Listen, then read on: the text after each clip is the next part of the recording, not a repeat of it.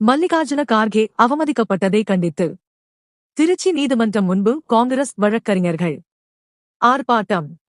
மாநில பொதுச் செயலாளர் வக்கீல் சரவணன் தலைமையில் நிர்வாகிகள் பங்கேற்பு.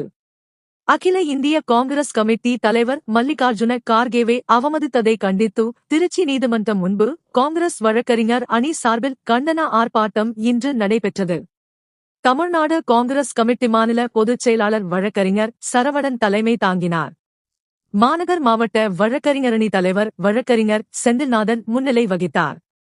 இந்த ஆர்ப்பாட்டத்தில் வழக்கறிஞர்கள் எம். இ. லட்சுமணன், ராஜேந்திரன், முருகையா, விஜயா, பாபு, அல்லோர் பிரபு, அஸ்வின்குமார், மாநில வழக்கறிஞர் அணி பொதுச் செயலாளர் கிருபாகரன், மோகனாம்பாள் பிரேம், கோகுல், சுகன்யா, ஐஸ்வர்யா, சுப்பிரமணி, சரவணன், ரத்தின நாச்சியார், திருச்சி மாவட்ட காமராஜர் பேரவைத் தலைவர், மாநில பேச்சாளர் சிவாஜி சண்முகம், மாவட்ட காங்கிரஸ் பொதுச் செயலாளர் டி. கே. சுப்பையா, காங்கிரஸ் நிர்வாகிகள் சம்சுதீன், மகளிர் அணி ஜெகதீஸ்வரி, சேவாதளம் அப்துல் குத்தூஸ், ராமநாதன், மலைக்கோட்டை சேகர், முன்னாள் கோட்டத் தலைவர் ஓவியர் கஸ்பர், ஏ. பி. ராஜவேல், தனசேகர், திருச்சி மகாராஜா மாணிக்கவேல், மார்க்கெட் மாரியப்பன், மகளிர் அணி ஜோதி சண்முகம், நிர்மல் குமார், கிருஷ்ணமூர்த்தி உள்பட ஏராளமானோர் கலந்து கொண்டனர்.